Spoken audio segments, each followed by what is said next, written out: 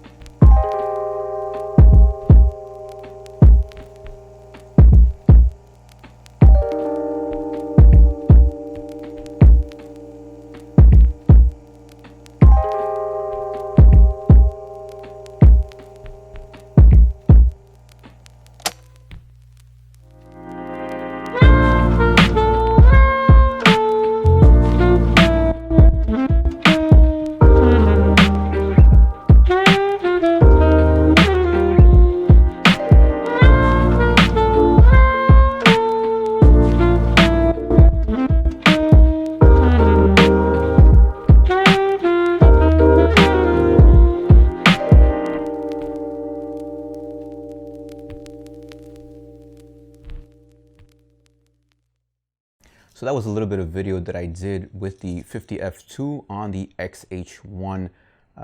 It's just a bunch of random clips, as you saw, that we did.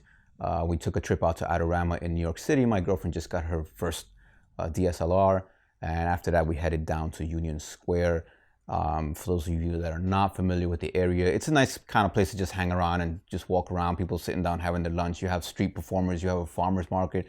Again, it's just a nice place to kind of hang around. So anyways, I saw it as a nice opportunity to test out the 50mm f2 in video. I'm not a professional videographer, so as you see, it's just a bunch of random footage. I was topped out at the maximum of f16, and I still had blown out highlights. We were there like at 2 o'clock maybe in the afternoon, so this wasn't exactly ideal shooting situations. But again, it wasn't meant to be anything fancy. It was just kind of some quick random footage. Autofocus, auto white balance, and yeah, I desperately needed an ND filter. The audio, I do apologize for the drummer part of the audio. I know it was a little bit hard on the ears.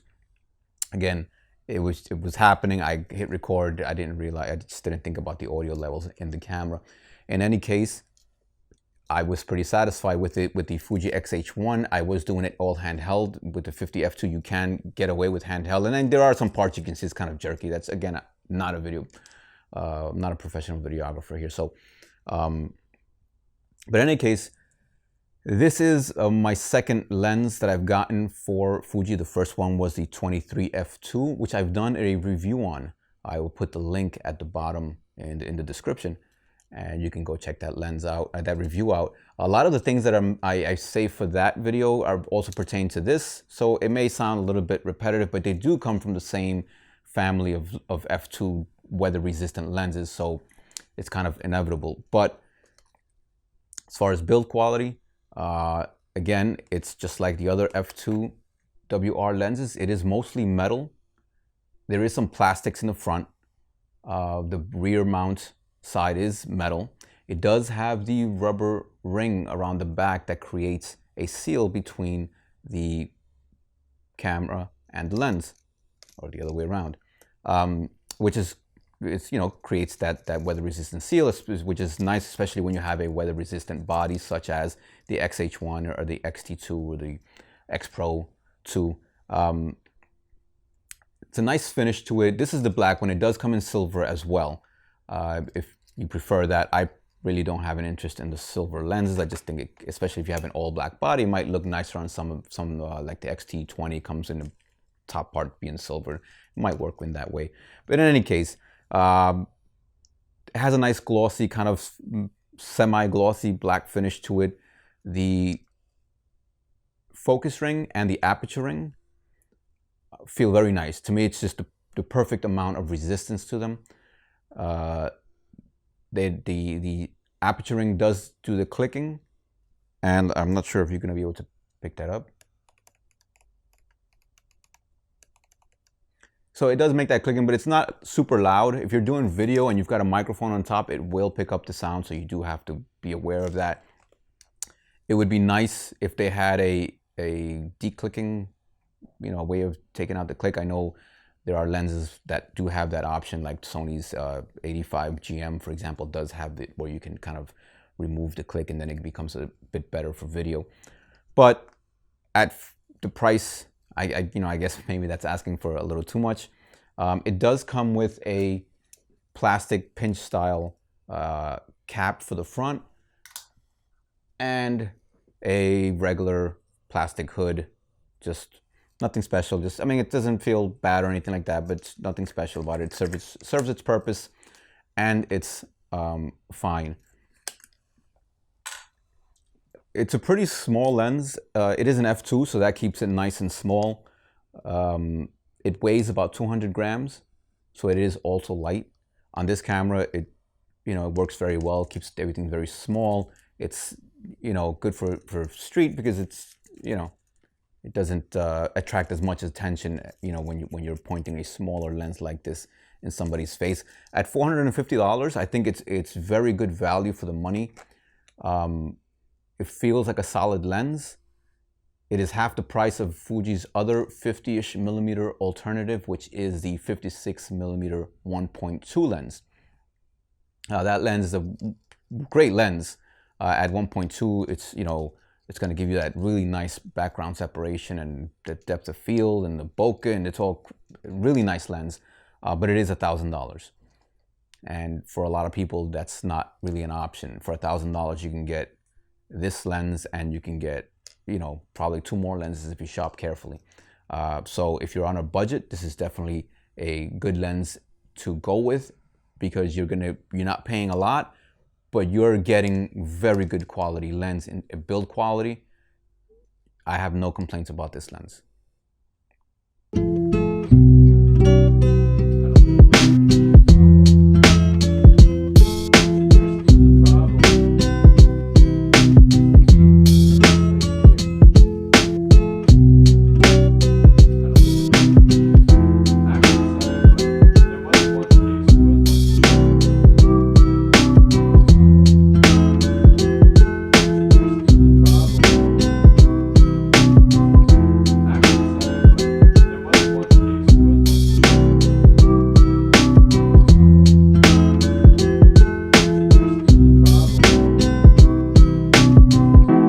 Image quality goes with this 50f2, it is giving you very good image quality. I have no hesitation to use this wide open. For example, at f2, the center is very sharp, the corners are not as sharp. That's the case with all lenses, really. No lens is at its best wide open. but it's a very good performer. I mean, some lenses really fail wide open, and they become, it's almost pointless that they go to, for example, Canon's old 50mm 1.4. I rarely use it at 1.4 because it's really not that sharp at 1.4. So really you have to bring it up to f2 to really get the best of that lens. Not even the best, but usable, in my opinion. So this is a lens that I don't have that issue with. I don't hesitate to use it at 50 f2. So here's something that differs with compared to the 23 f2. The 23 f2, if you use it at the minimal at f2 and really get close to its minimal focus distance, even the center is not very sharp. This lens doesn't have that issue at all. So again, I don't hesitate to use this lens at f2. The very sharp lens throughout. Image quality, for $450, you're getting a very good deal with image quality as well. So you've got build quality and you've got the image quality. It renders colors very nicely. The bokeh quality, again, that's kind of very, subjective to opinion, but in my opinion, it does a good job.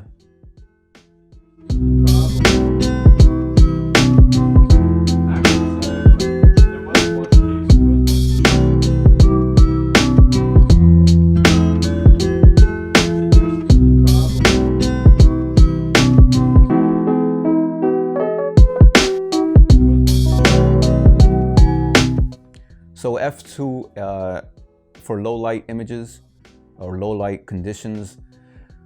So if you're constantly, if you find that most of your shooting leaves you at ISO 12,800, yeah, I mean, if you're okay with the images, how they look, but you should also consider the 56 1.2 if the budget allows.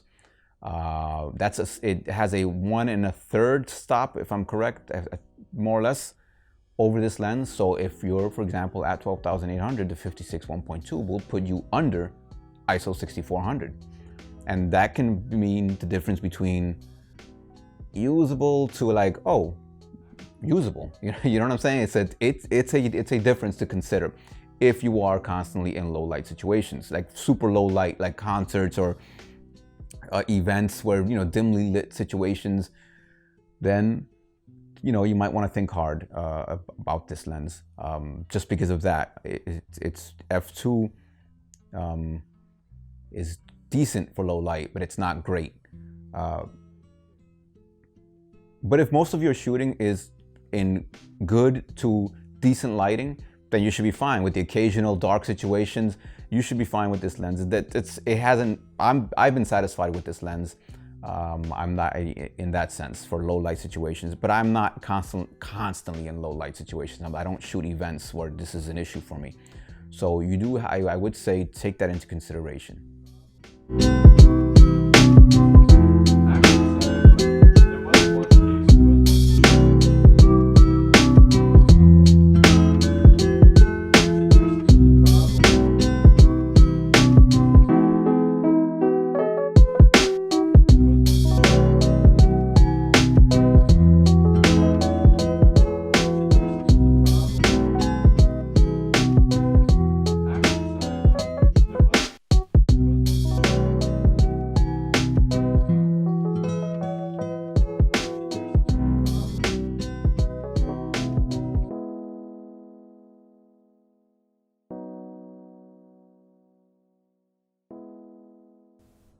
So I quickly wanted to go over the main reasons why I chose this lens over the 56, because I did have the 56 for about 2 weeks and I ended up returning it.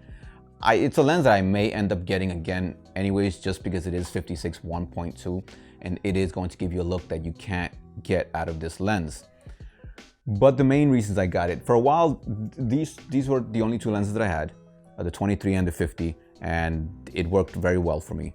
Both f2s, both weather resistance. So that is the reason why I went with this one. The size, the weight, and the weather resistance all put together.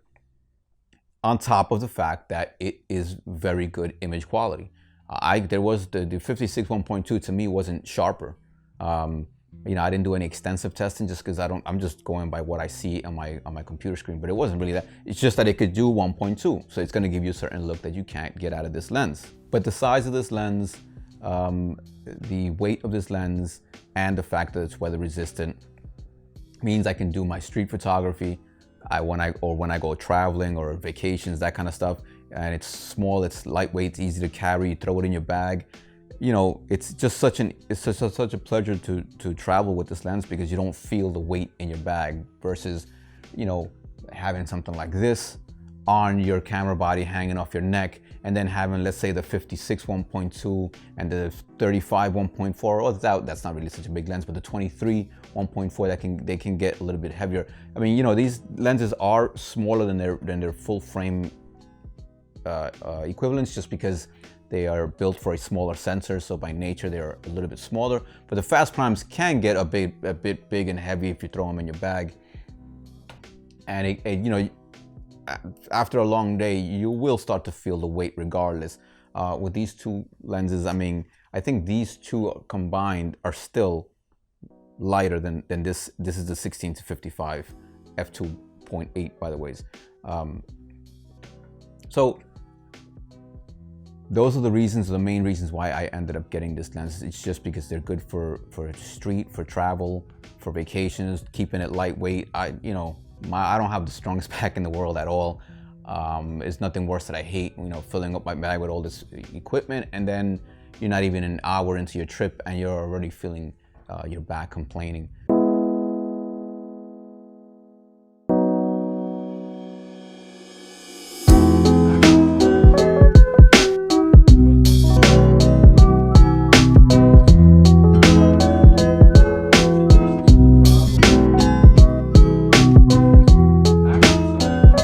So let's wrap this video up. This 50 f2, I strongly recommend it. I would suggest it to anybody looking for a quality, small, light, budget, you know, low budget friendly, but high image quality. You know, sometimes it's hard, sometimes it's not easy to find a lens that fits all those requirements, because a lot of times you can find a cheap lens, but then image quality starts to suffer, or it's not a fast lens, or it's not for 450. And if you guys haven't heard of green toe, you can often get it for cheap, you know, things a little bit cheaper there. I would look into that. But Fuji did an awesome job with this lens. I would highly recommend it to anybody. Image quality is there. Weather resistant, to me, that's just weather resistant, image quality, small, light. It was just like these. I love I love these lenses. These little WR lenses, f2 lenses. I probably won't get the 35, just because I think I'm gonna get the 35 1.4 for when I do need, like, you know, when my low light requirements really come in. So I probably won't get the 35 f2, just because, again, I don't need f2 in 23, 35, 50. I mean, that's just me though. I know a lot of people that do have all three of them, and they're very happy with them. But yeah, 50 f2, check it out, try it out. I'm sure you won't be disappointed. Anyways, I'm gonna leave you with some more sample photos, and I think I'll be able to squeeze a time lapse in here that I did with the 50 f2 in Mexico, in Cancun. It's nothing special, it's just a little quick time lapse. So I hope you enjoyed the video, the samples. Thanks to all the new subscribers. Got a bunch of new subscribers that have been joining in recently. And, you know, thanks for your support, for the comments. It's always appreciated. And for anybody else who's enjoyed this video, you know, if you want to see more like this, I will have more like this. I do have more reviews for Fuji gear and some other, you know, gear that I'm also doing, you know, photography related, Micro Four Thirds possibly. But yeah, thanks for watching. Subscribe if you haven't, and I'll see you guys next time.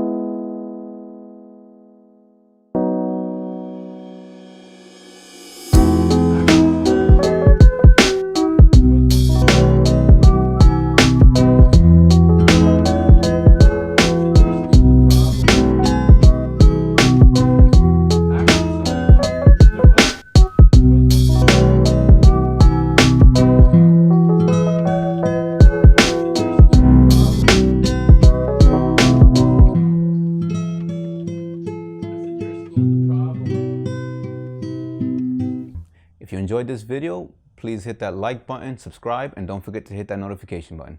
See you guys next time.